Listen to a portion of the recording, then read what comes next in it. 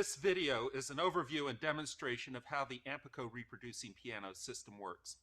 The name Ampico is an acronym for the American piano company which began selling the Ampico system in about 1912. Ampicos were installed in several brands of piano, with Knabe, Chickering, and later Mason and Hamlin among the best regarded. Early Ampicos underwent dramatic design changes, but by about 1920 the system had become fairly standardized, with a design now known as the Ampico A.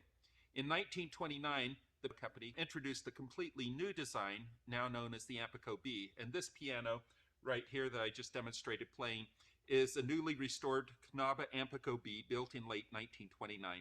With the stock market crash that year and the depression of the 1930s, however, relatively few Ampico B systems were sold. Ampico was very competitive with the DuoArt, the other common American reproducing piano. Aeolian Corporation installed the DuoArt in competitive brands of piano, including Steinway, Weber, Steck, and others, and the two companies competed also for recording artists, patents, and sales of music rolls. But in the early 1930s, they merged to try to survive the Depression, and production of both the Ampico and DuoArt largely stopped with World War II. On my YouTube channel, you can find a related video demonstrating how the DuoArt system works.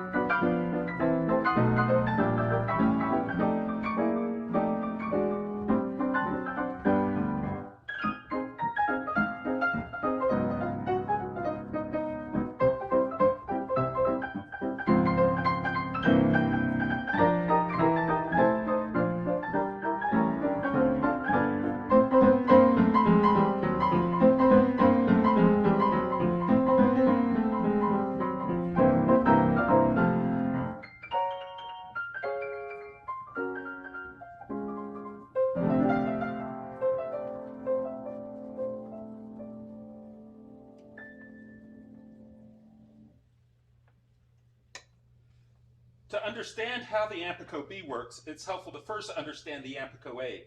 I'll begin the technical demonstration on this 1926 Mason and Hamlin Ampico instrument restored a few years ago. The Ampico uses the basic technology of the player piano, shown here. Vacuum is generated by an electric motor and rotary pump and is supplied to the stack, which is an array of pneumatics and valves that play each note of the piano. A small vacuum test bleed from each valve is connected to the tracker bar, which senses the roll perforations, causing the striker pneumatics to collapse, playing the notes. Reproducing pianos like the Ampico and DuoArt avoided the mechanical sounding music of simpler player pianos by automatically changing the vacuum pressure in the stack, so that notes are played with varying loudness, just like a human player uses varying finger pressure to create expressive music. This picture shows the Ampico expression coding in a pattern of roll perforations over 7 holes at the base and treble ends of the tracker bar. The perforations in the middle of the roll play the notes.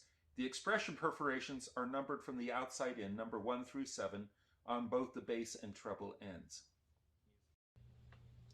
I've installed 3 gauges on this piano, showing the pump pressure here in the middle, and the bass pressure on the left, and the treble pressure on the right. I've also installed this test setup with valves that open tubes attached to the expression controls and notes, just like the perforations in the roll. For this demonstration, the air motor for the roll is running because the Ampico A system is designed to use a constant supply of vacuum to run the air motor. The tracker bar has been taped off so that all the holes are closed, just as if a roll were in place and paused. As you can see, the pump is right about 20 inches of pressure, and the treble and bass stack halves are at the same first intensity quiet playing pressure of between 6.5 and 7 inches. A few functions of the expression can be quickly explained. First, the number 3 bass hole plays the sustain pedal. This is the same function that is in many player pianos, including many 88-note players. So if a note's played without the sustain pedal, sound stops as the note is lifted. With the sustain pedal lifted now with number 3, they sustain until it's turned off. The third hole from the outside, or the number 3 treble hole, triggers what is sometimes called the soft pedal, but on the Ampico it's really what's called a hammer lift or half blow device. As you can see, the keys will actually dip slightly when I press this, and if I press it and hold it down, notes are played slightly more quietly. With the hammer lift off, so that in normal position, slightly louder. Most of the Ampico expression control comes from what are called intensities. These are coded by the number 2, 4, 6, and 7 holes at either end of the bass or treble. And a short perforation in the number 2, 4, or 6 hole instantly sets or locks the corresponding intensity. This causes an abrupt increase in stack pressure, as you can see here. Right now it's 6.5, I'll push number 2 and it pushes us up an inch. Number 4 adds to that and gets us to about 12. 6 will take us to maximum playing of about 20, which is where the pump is, and 7 will cancel it. 6 can be set separately, canceled. 4 can be set separately, canceled. And they can be set in any combination. As you can see, setting 6, 4, and 2 on the treble makes absolutely no difference to the bass. So this will play maximal, loud treble, and very quiet bass. We could reverse that by canceling the treble and setting 4, 2, and 6 on the bass, which is now at 20, and bass. Or they can both play loudly, or cancel both to play quietly again. The bass and treble regulators work identically, but they're completely independent of each other. With control of intensities alone, the Ampico can play notes between very quiet and very loud, with very quick switching between fixed loudness levels. But realistic music performance often requires more nuanced, smoothly increasing or decreasing ramps in loudness. The Ampico uses what is called the crescendo mechanism to provide these smooth effects. The crescendos of the Ampico A are controlled by the number 1 and 5 perforations at each end of the tracker bar. I'll start a demo on the treble side. As you can see, if I open number 1, the treble starts ramping slowly towards 20, and it'll actually reach about the maximum output of the pump in about 8 seconds. Closing that bar will start a slow decrescendo where it returns back to its quietest playing. You'll notice that the bass did not move at all and the pump pressure did not move at all, because the treble crescendo works only on the treble regulator. You can hear, if I do that,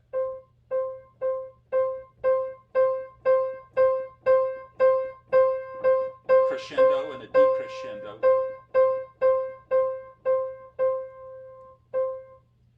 Through that, all the bass stayed at the same pressure. The bass works in exactly the same way.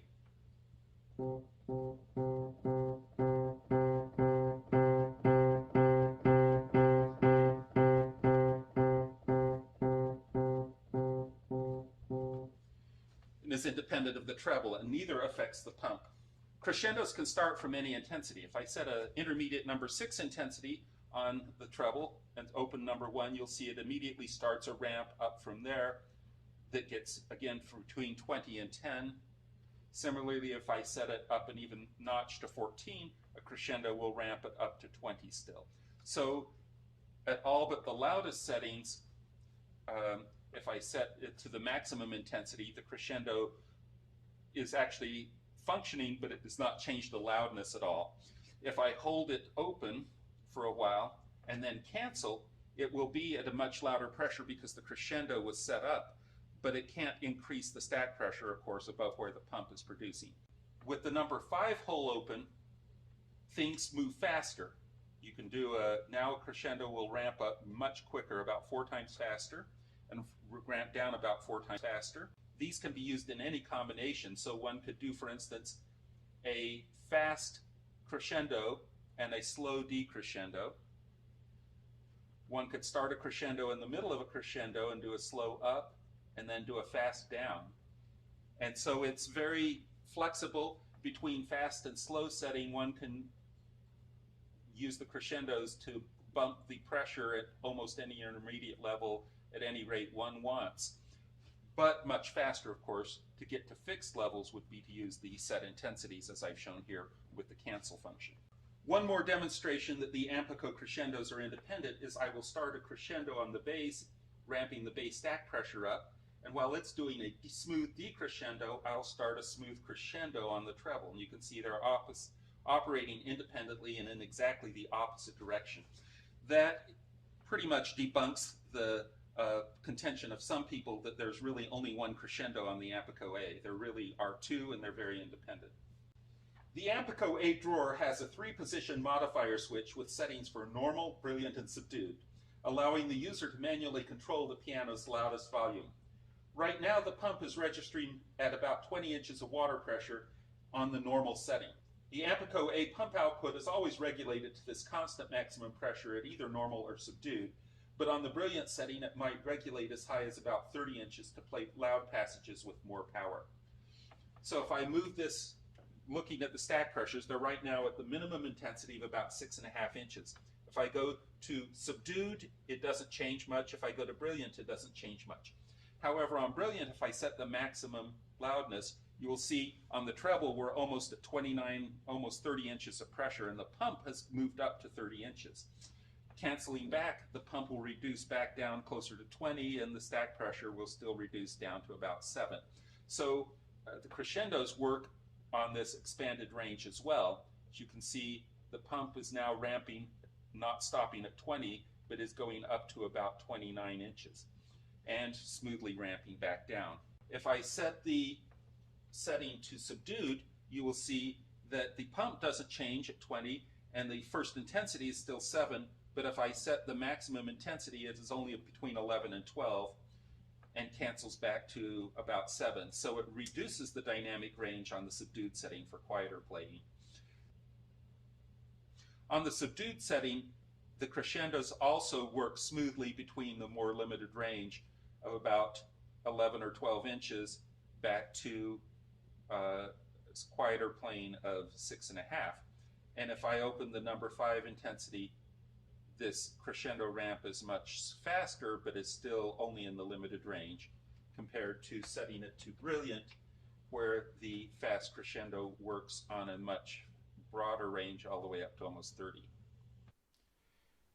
It's useful to show a series of graphs that summarize how the Ampico A controls expression.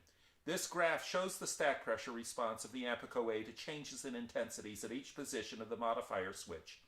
The blue curve is at the normal setting with a maximum stack pressure and constant pump pressure of 20 inches. At the brilliant setting, the loudest intensities are stretched upward to about 30 inches for a more dynamic performance, and at the subdued setting, the loudest playing is reduced to about 12 inches. The range of expression controlled by the Ampico is essentially the same range available to a skilled human pianist with strong fingers, playing from the quietest possible pianissimo notes to very loud crashing chords. This same graph without the connecting curves shows that only 7 discrete intensity levels are available to the Ampico A using intensity settings alone. The crescendos provide intermediate loudness between the discrete steps, anywhere on the smooth curves. This gives a much better reproduction of a human pianist's nuance in musical phrases requiring smooth loudness changes. This graph shows the actual stack pressure response of the Ampico A crescendos, showing 6 curves at all possible combinations of slow and fast crescendo, combined with the 3 modifier switch settings of normal, brilliant, and subdued. The Ampico A crescendos could in principle be used alone to code for the loudness of any note over the entire expressive range, but almost all Ampico rolls use intensity settings to control most large changes in loudness, with crescendos for nuance in short musical phrases. The crescendo response curves are much simpler when viewed in terms of equivalent intensity steps. The different curves for brilliant, subdued, and normal all collapse to only 2 master curves. An average linear slope of the slow curve is just about 0.86 intensity steps per second. With curvature, the initial slope of the slow crescendos may be a little steeper, perhaps 1.5 steps per second. The fast crescendo works just like the slow crescendo, except it's almost exactly 4 times faster, averaging about 3.4 steps per second. So the roll creator could use this relationship to plan slow and fast crescendos and decrescendos of the proper duration, all in terms of equivalent fractional intensity steps added to the number 1 through number 7 intensities that are also set by roll perforations. These two figures from the 1919 Ampico Inspector's Manual show that from the very beginning, Ampico engineers viewed the main function of the crescendos as a way to avoid objectionable terrace dynamics or stair-stepping jumps in loudness when smooth musical gradation was needed. The diagram at top was used to explain how even a 16-step loudness system like the DuoArt or the very early Ampico could not reproduce smooth gradations in loudness without audible stair-step effects. And the lower graph illustrates how a short musical passage might be best coded using combined intensities and crescendos. The left third of the graph on the bottom uses intensities alone to quickly change loudness, but without any smooth gradations or sufficient nuance. The center third shows the smooth gradations of a slower crescendo followed by a faster decrescendo with plenty of smooth nuance, but it's lacking any quick accents. The right third of the figure shows the power and flexibility of the combined coding with more nuance and more dynamic control than the 16-step system. This chart also shows that Ampico viewed the smooth crescendo ramps in terms of equivalent fractional intensity steps. For example, it was meaningful to think of individual notes coded to play at intensity 2.0 or intensity 3.4 or intensity 5.7. So now I'll return to this Knaba instrument to demonstrate the Ampico B. I've installed the same 3 gauges and test fixtures to demonstrate its function. The Ampico tracker bar is very similar to the A, but with 2 additional holes, one at the left end and one at the right end, labeled 0B and 0T. The number 3 bass and number 3 treble holes control the sustain pedal and soft pedal or hammer lift, just like in the Ampico A. The Ampico B lacks the modifier switch of the Ampico A, and the only manual control of expression is a single switch called subdued that controls the loudness of the piano and restricts it, much like the Ampico A subdued switch. The earliest Ampico Bs omitted even this subdued switch, but customer demand for user control of quieter playing prompted Ampico to reintroduce it. Also, the Ampico B is not designed to play regular uncoded 88-note rolls. It lacks the treble and bass loudness plungers, the pedal on and off switch, and the Ampico on-off switch that allow the Ampico A to play uncoded rolls with some user-controlled expression. But overall, the Ampico B plays coded rolls very similarly to the Ampico A. The Ampico B intensities function very much like the intensities of the Ampico A, with the number 2, 4, and 6 holes setting intensities and the number 7 holes canceling them. Just as in the Ampico A, the Ampico B intensities are really the core of the expression control. I'll demonstrate here. Right now, this is set to level intensity 4 and is playing moderately loud. If I cancel bass and treble, you'll see the treble gauges drop to about 6.5 inches of pressure, treble and bass. Now it's playing quieter. And if I set the number 2 intensity treble, you will see it pops up by about an inch of pressure, plays just a little louder. Cancel. 2 plus 4 plays in the middle of the range. Plus 6 plays at maximum loudness. The bass or the treble can play loud and the bass soft. Or if I cancel this 7 and reverse the bass,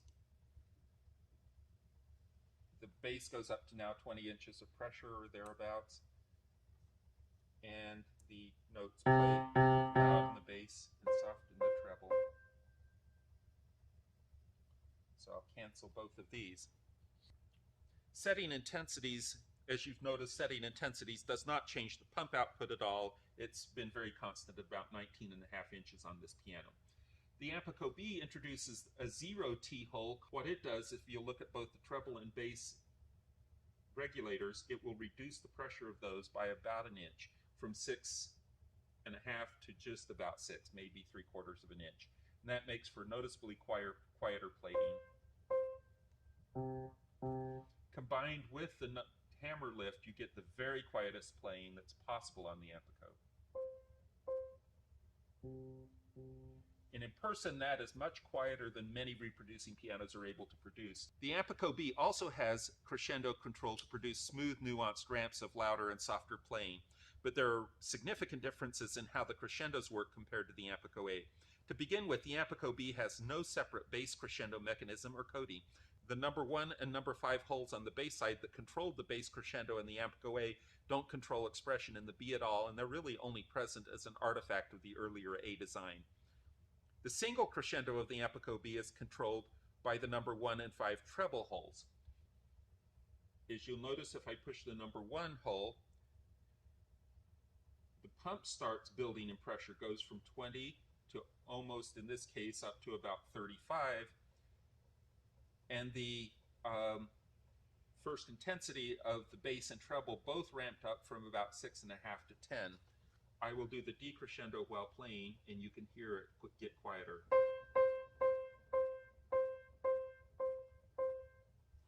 And the crescendo goes louder.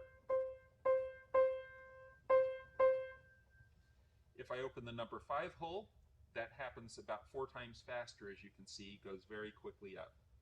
Part of the reason the pump only goes to 35 right now is that the bass and treble stack of the Ampico B are fitted with bleed valves that are open and bleeding a lot of air into the pump at very quiet playing. If I set a more intermediate loudness of playing on both bass and treble, we're getting about 9.5 inches right now on bass and treble. Those valves are closed, and you will see that the crescendo now builds the pump almost 40 inches with quite loud playing of about 16. If I set the treble to maximum intensity and the bass to maximum intensity, you'll hear this is the loudest playing that the Ampico can produce, about 40 inches of pressure. That again is slightly louder with more dynamic range than on most reproducing pianos. And I will decrescendo this from 40 to 20, and you can hear some changes.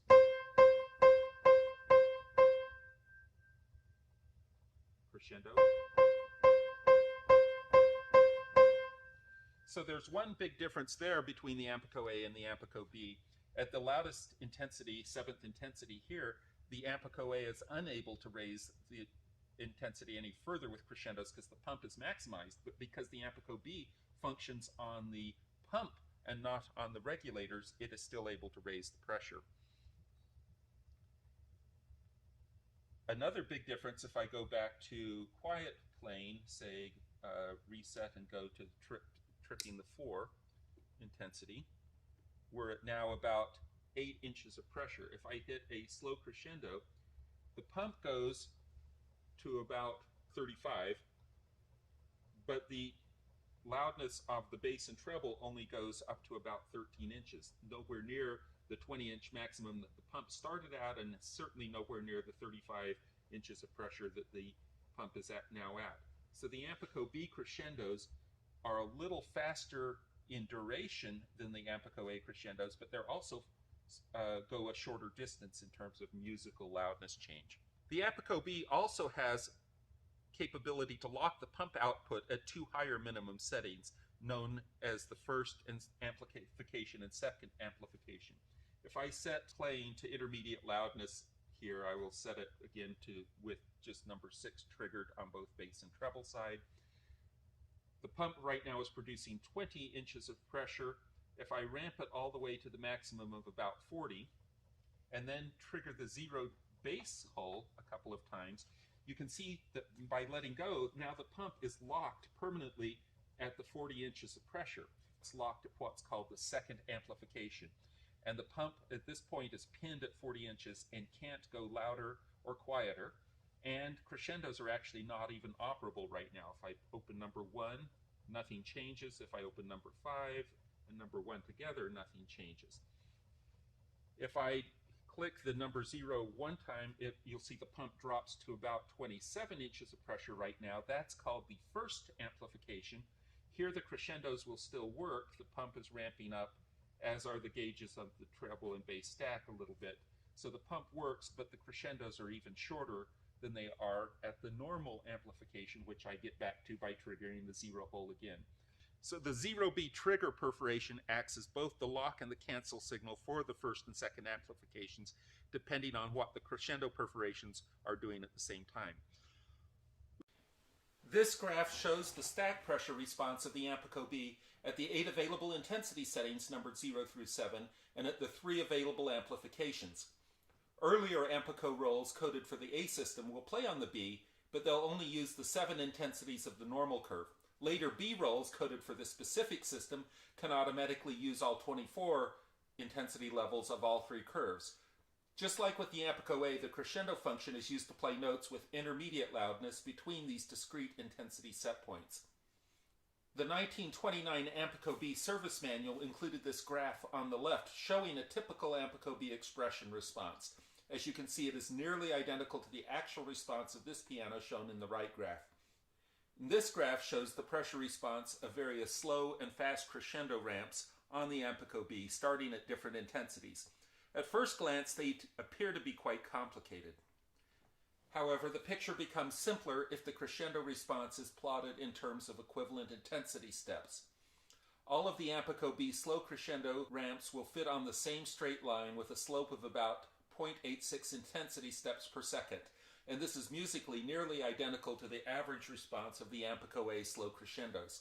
And just like for the A system, the fast B crescendo is almost exactly 4 times faster than the slow. However, the B crescendos have a shorter duration than those of the Ampico A. They only go about 3 intensity step changes at normal amplification before maxing out, and about 2 steps at the first amplification, and they're non-functional at the second amplification. Also, the ramps for the B are quite a bit more linear than for the A, so the curvature of the A crescendos makes them slightly faster than the B crescendos right as they start. Overall, however, it seems clear that Ampico designed the B system to be mostly compatible with earlier A-coded rolls and the later B-coded rolls to be mostly compatible with the A system. This is true both for the intensity coding and the crescendo coding. Although the A and B use very different hardware to implement crescendos and intensities, it's clear that the company intended the two systems to be as musically compatible as possible, so they could sell Ampico rolls without different labels to owners of both A and B instruments. A few significant differences between the Ampico A and B are shown in this chart. The B uses fewer and simpler pneumatic components than the A, operating with a little less noise and probably with lower manufacturing cost. The B lacks many user switches and controls, and most expression is done automatically by the roll, playing only coded Ampico rolls. The A allows the user to manually change more of the expression and to play uncoded rolls with some manual loudness control. The B has a somewhat wider dynamic range of loudness, and the B uses an electric motor to drive the roll and a drawer that holds larger, long-playing jumbo rolls. The pneumatic roll motor of the A consumes some pump capacity and perhaps generates a little more machinery noise. The Ampico A has 2 entirely independent bass and treble crescendo mechanisms, allowing slightly more coding flexibility than the B system for some music, and the single crescendo mechanism of the B controls both bass and treble. The response of the B crescendos is more linear than the A, although their speeds are musically almost exactly equivalent. And with most Ampico-coded rolls, the absence of the separate bass crescendo mechanism in the B is musically unimportant. The B also has a user-friendly device called the first intensity adjuster, which allows the owner to easily alter the quietest playing level by small differences as might be needed due to seasonal changes. The Ampico A requires more intricate adjustment. I'll now give an overview of how different pneumatic hardware designs of the Ampico A and B regulate the musical expression of each system. This includes the overall system layout and the different hardware designs that control the pump output and regulated stack pressures. This diagram from the 1923 Ampico manual shows the typical layout for an upright Ampico A piano. The motor and pump below the keyboard supply vacuum to separate bass and treble regulators and crescendo mechanisms located under the keyboard at left and right, and they supply regulated suction to the stack located above the keyboard. Like most reproducing pianos, the Ampico stack is split into treble and bass halves with separately regulated vacuum supply. The rear view of the system shows how the striker pneumatics in the stack are connected to an array of lifter wires that engage the piano action and play notes when the pneumatics collapse. In grand Ampicos, the stack is mounted under the piano and the pneumatics strike the key levers from below. The Ampico B layout for grands is shown in this diagram from the 1929 service manual. While the overall layout of many components is similar to the Ampico A, this shows that the B design is quite a bit simpler with fewer components. The pump and motor are similar, and the pump reservoir is also there but separated from the pump, and it's really the only pneumatic component between the pump and the stack. This schematic of the full Ampico B system shows that several large and complicated components of the A system are dramatically simplified. Some are missing entirely, including two complicated crescendo mechanisms that are replaced with one small crescendo valve box. Two intricate bass and treble expression regulators are replaced with small, simple curtain regulators that are built into the stack. The stack itself is smaller, using half the number of valves, and an Ampico A expression cutout mechanism with many tube connections has been eliminated entirely. The complicated air motor and roll tempo regulator have been replaced with a simple electric drive motor in the drawer and more space for jumbo rolls. This shows a typical Ampico A pump assembly. It has four large pump bellows driven by a pulley and crank system that generates suction. A spring-loaded reservoir to the left partially collapses to maintain a steady suction supply to the stack, and the pressure output of the pump is limited by a spill valve and amplifier pneumatic assembly shown at the top in this view. Zooming in on this spill valve, one can see a first example of a spring-loaded pallet valve, type of valve used throughout much of the Ampico A design. The spill valve is simply a circular opening into the vacuum chamber of the pump, sealed from the inside below by a rigid wooden block or pallet faced with soft pneumatic leather so that it creates an airtight seal when pressed upward against the opening. A simple adjustable coil spring pulls the pallet closed against the opening with just enough force that it will begin to open only when the pump vacuum begins to exceed the 20 inches of water gauge pressure set point. Toggling between these images depicts how the air pressure difference causes the pallet valve to open, allowing just enough outside air into the pump to maintain a constant pump output pressure. The Ampico A Brilliant setting enables the collapse of the pump amplifier pneumatic powered by either the bass or treble stack pressure, whichever is greater as depicted here. With the amplifier fully collapsed, the spring of the pallet valve is stretched more tightly, increasing the operating pressure of the spill valve to about 30 inches of pressure. The second spring to the right fine-tunes the pressure needed to collapse the amplifier pneumatic itself, so that the main regulator spring is stretched smoothly over the full expression range of stack pressure, giving the ideal expression curve of the Brilliant setting. Switching to the Ampico B pump design, this diagram shows top and side views of the combined spill valve, pump amplifier, and crescendo mechanism for the Ampico B. This is the first example of what is called a curtain valve, used in much of the Ampico B design. The valve consists of a grid labeled C, which is simply a smooth piece of rigid plastic with a long row of closely spaced holes that create an opening between the vacuum chamber of the pump and the outside atmosphere. The curtain, labeled D, is a small rectangular piece of flexible, airtight pneumatic fabric mounted at one edge on top of the grid and on the opposite edge to a small wooden crossbar, labeled E. The crossbar is pulled to the right by the coil spring, A, stretching the curtain over the holes of the grid so they're closed and outside air cannot enter the pump. The crossbar is also connected on the left side to a sleeve pneumatic or piston pneumatic, which is an airtight piston covered with thin pneumatic leather and connected by a tube to the pump vacuum chamber itself. The piston pulls on the crossbar opposing the spring with more or less force depending on the pump pressure, and if the gauge pressure of the pump exceeds 20 inches, the piston overcomes the coil spring, pulling the crossbar to the left and peeling the curtain away from the grid opening, allowing air to pass through the grid and reducing the pump pressure. This animation shows the airtight piston pulling the curtain to open the grid. During normal operation, the piston and spring quickly reach an equilibrium so that the curtain is open just enough to maintain a constant pump pressure of 20 inches, much like the pallet valve of the Ampico A pump works. The accordion pneumatic controls the Ampico B crescendos. The number 1 and number 5 treble tracker bar holes trigger the pneumatic collapse of the accordion at slower fast rates, stretching the spring more tightly. Because the piston requires greater force to overcome the stretched spring, the curtain valve responds immediately by increasing the output pump pressure up to about 40 inches of vacuum with the accordion fully collapsed. A system of lugs and pins on the sliding shaft allow the trigger pneumatic controlled by the leftmost tracker bar hole 0B to limit the extension of the accordion so that it's either fully collapsed at the second amplification or so that it can only travel between halfway collapsed and fully collapsed at the first amplification.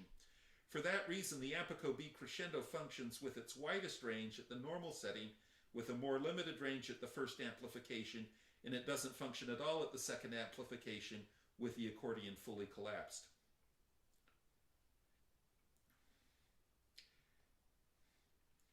This video shows the actual crescendo and spill assembly for this piano with the sleeve pneumatic, trigger pneumatic, and accordion pneumatic operated by mouth suction.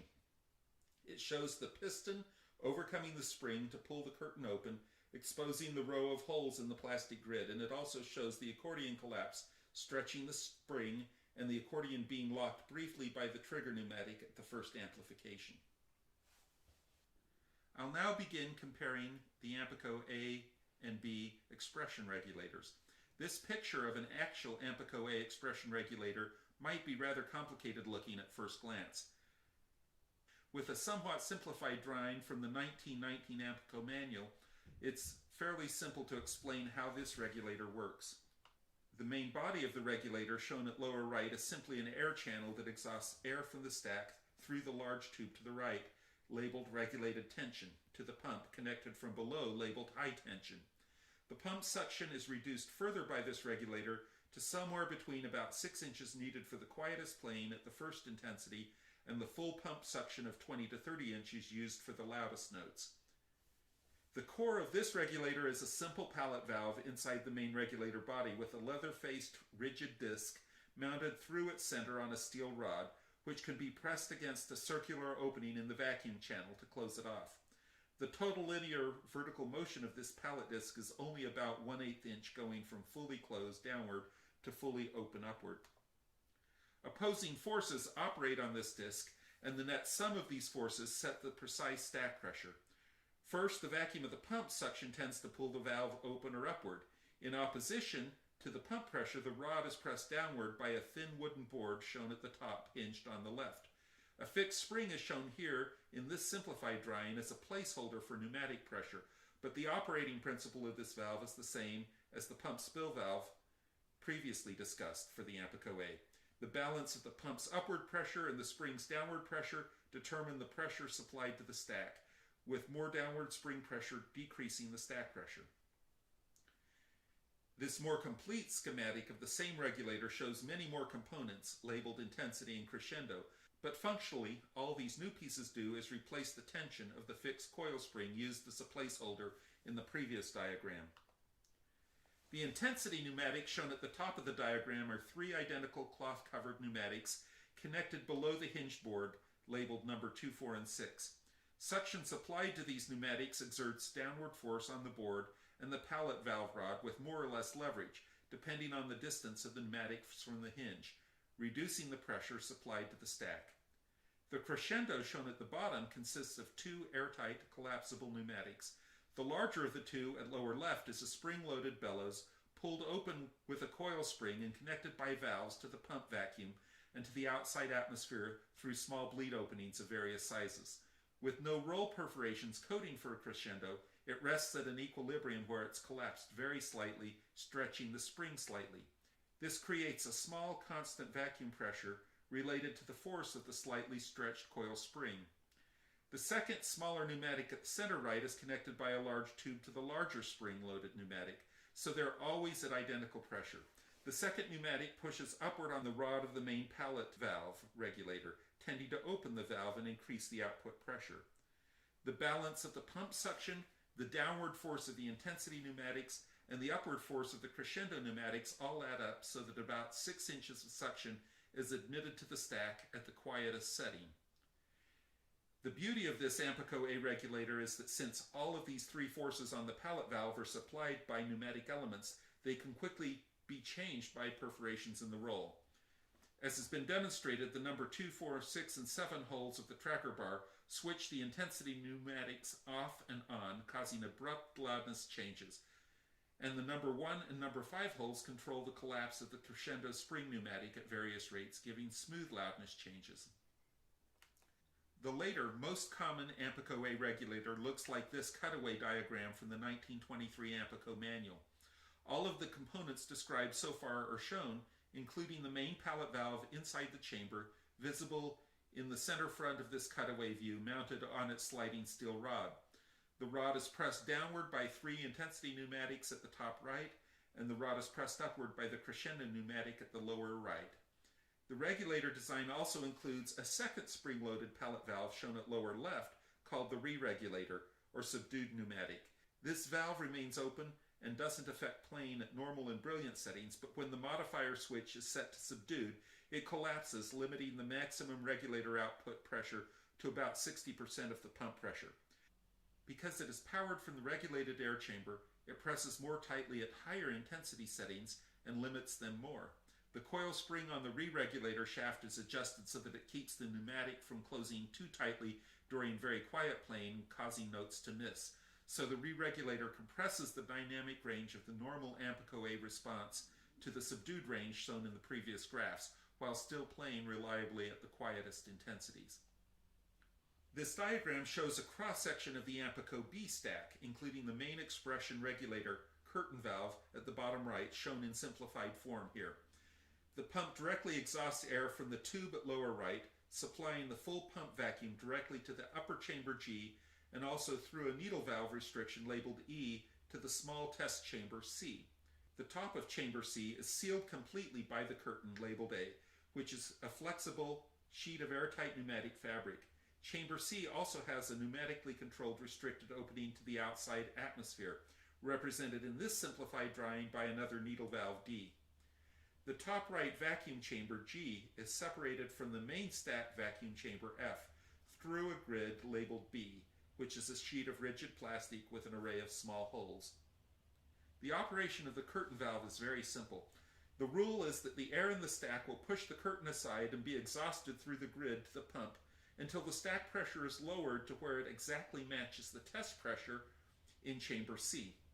The Ampico roll coating automatically changes the pressure in chamber C by opening or closing small constriction points for air entering the chamber, and the curtain then automatically sets the stack pressure in channel F to match the test pressure in chamber C. The extreme settings are easy to explain. If restriction D is open and the restriction E to the pump is fully closed, full atmospheric pressure in chamber C presses the curtain A firmly against the grid B, sealing it off so that no air can flow through the grid from chamber F to chamber G. In the other extreme case, the restriction D is fully closed so that chamber C is airtight to the atmosphere, and restriction E is open to the pump, so chamber C is at full pump vacuum. In that case, the stack pressure in F is also maintained at full pump vacuum, as any air coming from the stack at lower gauge pressure will push the curtain downward and be exhausted through the grid until the stack vacuum matches the full pump vacuum in the chamber C. At intermediate settings, with both restrictions D and E partially open, chamber C instantly reaches an equilibrium pressure somewhere between the full pump vacuum and full atmospheric pressure, based on the relative constriction of D and E. And air from the stack chamber F will push down the curtain and be exhausted until the stack gauge vacuum matches the pressure in chamber C. In this way, all possible intermediate stack pressures are obtained. It's also worth noting that this regulator design instantly transmits changes in pump pressure to proportionally influence stack pressure. As the pump vacuum increases, the airflow past the needle valve constriction E also increases, proportionally increasing the partial vacuum in chamber C, and also then in the main stack chamber F. This more complete drawing of the regulator shows the actual pneumatic expression devices that control the stack pressure by varying the effective opening of chamber C to the outside atmosphere, and which replaced the restriction labeled D in the previous drawing. This drawing shows valves configured to the first intensity, that is for quiet playing after a number 7 cancel perforation. The number 7 cancel perforation turns on vacuum to collapse all 3 spring-loaded leather pouches at lower right, opening the 3 different sized bleed openings labeled 2, 4, and 6. Outside air coming into chamber C first enters the tube opening labeled P, constricted by the tapered pin K of the first intensity adjuster.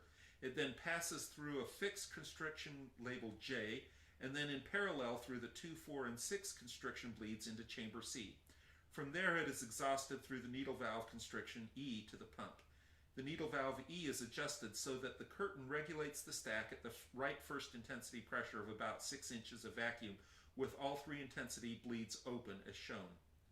The constriction between the tapered pin and the opening P is just large enough to have only a noticeable effect when the airflow is at its maximum at this first intensity setting. The first intensity pressure is set mostly with the needle valve E, but the user can easily make fine adjustments by sliding the tapered pin in or out a little, and this constriction has no significant effect on the reduced airflow entering tube P during louder playing at higher intensities. Higher intensity settings are set by switching off vacuum to all possible combinations of the 3 spring-loaded pouches, which instantly seal off their respective bleed constrictions. This animation shows the switch from the quiet first intensity to the next higher intensity 2, with the smallest bleed closing off. The reduced airflow into chamber C instantly raises the regulated vacuum to the stack a little bit. And this animation shows the regulator stepping up and down through increasingly higher intensity settings.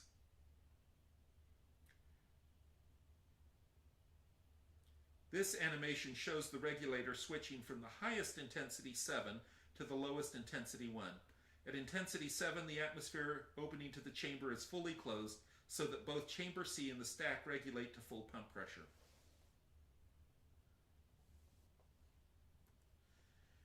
This animation shows the operation of the sub-intensity valve pictured at center left.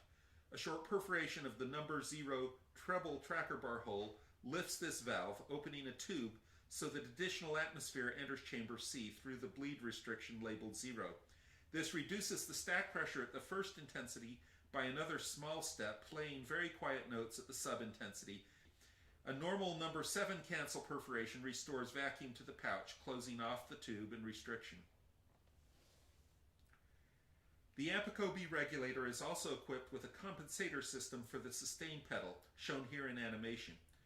When the sustain pedal is applied and dampers are lifted, the same stack pressure would play notes slightly louder because the striker pneumatic lifts only the hammer and not the damper. The compensation pouch shown at lower left is also pulled open as the damper pneumatic operates, opening a bypass channel around constriction J, slightly reducing the stack pressure so that notes play with the same loudness regardless of whether the sustain pedal is on or off. In my opinion, this is one of the most elegant and efficient pressure regulator valves ever invented for the player piano. It operates very quietly and very quickly with only a few moving parts. Almost imperceptible movement of the main regulator curtain away from the grid can exhaust a huge flow of air from the stack when necessary to maintain the proper pressure, so the piano can reliably play many simultaneous quiet notes or very loud notes. And the mechanism for the subdued setting is not shown in this diagram, as it was introduced only after this 1929 service manual was printed, but it operates on similarly elegant principles, introducing another controlled opening into chamber C to reduce the dynamic range of the intensity settings. I'll end the comparison of Ampico A and Ampico B systems, showing this graph comparing 4 different measured expression curves from 2 different instruments. This plot of stack pressure as a percentage of pump pressure is shown for the normal Ampico A and for the Ampico B at the normal settings and the 2 higher amplifications. All 4 curves are nearly superimposable, showing that the Ampico A and Ampico B were designed to be very compatible in playing the same music rolls. I'll briefly show pictures of 3 original Ampico rolls, not recuts, that illustrate 3 different styles of roll coding. These reflect specific choices Ampico made over time as a company to code the expression in their rolls in particular ways. Perhaps the least common category is illustrated here, an early roll that relies heavily on crescendo coding rather than intensity coding. This Ampico roll is a concert waltz by Rudolf Frimmel and played by Margaret Volavi, and it was issued probably around 1917 under the Stoddard Ampico numbering system. At tempo 60, this picture shows almost 9 seconds of playing with over 100 notes, and during that time there are no intensities set on numbers 2, 4, or 6 on either the bass or treble halves of the stack, and there are very long crescendos and decrescendos, both fast and slow. For example, there's a nearly 2-second long treble fast crescendo circled at the bottom right, which runs the instrument to nearly full-scale loudness, setting up a long, slow decrescendo with no other treble coding perforations in the following few seconds. The bass and treble crescendos are coded quite independently. This passage will play just fine on an Ampico A, but it plays less than ideally on an Ampico B. The longest crescendos exceed the B's capability, and the B instrument entirely ignores the independent bass crescendo coding on the roll. By 1920, Ampico had standardized the coding of rolls so that most large changes in expression were coded with intensities, and crescendos were used to provide smooth nuance in shorter musical phrases. This example shows a roughly 5-second section of a roll of Liszt's Hungarian Rhapsody No. 2 played by Alfred Cortot and issued in March of 1921. It's fairly typical of Ampico coding practice through the 1920s up until late 1927. Compared to the first example, many more intensity perforations are used with much shorter coded crescendos. The two circled treble fast crescendos on the right are about a half-inch long each and represent about a quarter second, or the equivalent of about one full intensity step change each. And the first one is combined with about a 1-inch long slow crescendo that represents another half intensity step. Note, however, that the bass and treble crescendos are still used independently on this roll. There are several advantages to this style of coding. Intensities can be quickly and flexibly changed to accent and de-emphasize specific notes, while crescendos and decrescendos require a lot more time to set up. And crescendos tend to be very tempo-dependent and somewhat less precise in their control of loudness. Rolls coded in this style will play ideally on an Ampico A, and most will play fine on a B system, although some passages that rely on independent bass crescendo codings may not reproduce perfectly. Starting in about November 1927, the coding of almost all newly issued Ampico rolls was changed to the style shown in this picture, a Pachulski etude played by Edna Rickelson-Solet and issued in February of 1928. Even though commercial introduction of the Ampico B was over a year away as this roll was made, all new rolls were coded in this B style as the company anticipated the launch of the new system. Many or perhaps even most of the rolls made of this sort were purchased to be played on Ampico A instruments, so it was important to the company that they play well on both types of instruments. The most obvious difference is that most, but not all, of these rolls have perforations in the 0T or 0B tracker bar positions, coding for the sub-intensity in the treble or the amplification lock in the bass. At first glance, the crescendo codings seem to be much like the pre-1927 rolls, with mostly short crescendos that smooth out dynamics that are mostly set with intensities. But looking more closely, it becomes clear that B-coded rolls have identical crescendo perforations in the treble and bass. In other words, whenever there's a number 1 or number 5 perforation in the treble, there's a matching number 1 or number 5 perforation in the bass. These rolls play generally very well on both Ampico A and Ampico B instruments, though with a few differences. On A instruments, the codings for sub-intensity and amplifier settings are ignored, so where they're present, the instrument will give a performance that's got a somewhat reduced dynamic range compared to what a B instrument might do.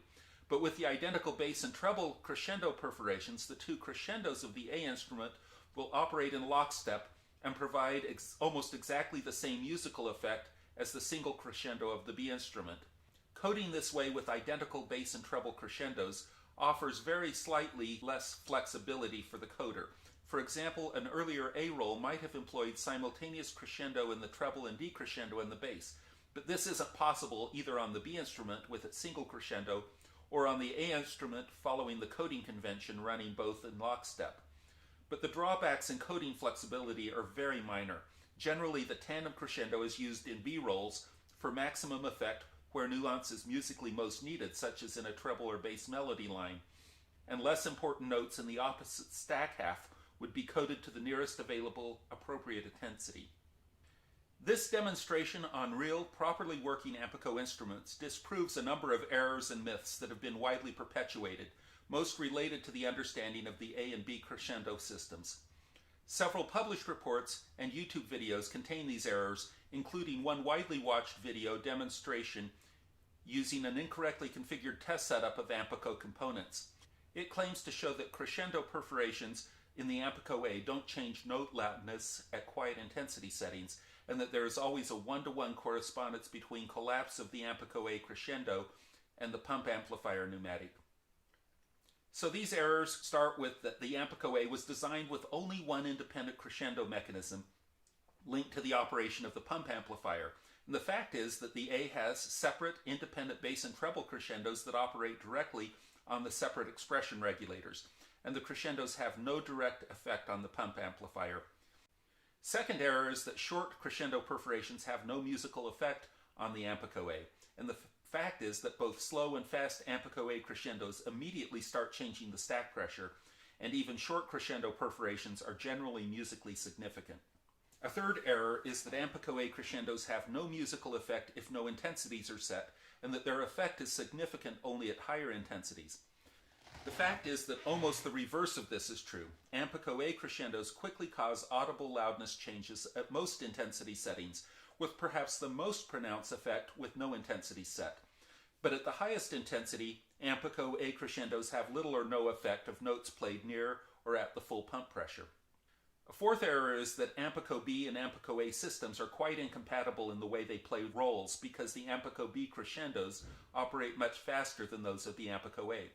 The fact is that the A and B crescendos cause nearly identical average rates of musical loudness change. And if there's any musically significant difference, it's that the short A crescendos operate a little faster and not slower compared to a similarly short B crescendo. A fifth error is that Ampico A intensities don't affect the pump amplifier and that only crescendos can activate the pump amplifier. And the fact is that both intensities and crescendos affect stack pressure. And that's what directly drives the Ampico A pump amplifier only at the brilliant setting. The amplifier responds to the combined effect of crescendos and intensities and has no way of sensing whether a high stack pressure is caused by intensities or crescendos. A sixth error is that the Ampico A crescendos can't raise the stack to full pump pressure unless some intensities are also set. And the fact is that a long Ampico A crescendo can always raise the stack pressure to full pump pressure. And a seventh error is that intensities somehow provide more musical or tasteful effects while crescendos are unmusical or exaggerated. And the fact is that actual stack pressure changes as notes are played determines loudness and expression and musicality. And it doesn't really matter if that is properly controlled by intensities or crescendos. So a high quality coding with crescendos will be just as musical as a high quality coding with intensities. If you've watched this video so far and have any questions, please feel free to contact me by email or by phone with my contact information at www.historicpianos.com. I'll now end this by playing a roll performance coded for Ampico B with the gauges attached to the Ampico B so that you can see the dynamic control of the pump and stack pressures and how they relate to the musical expression.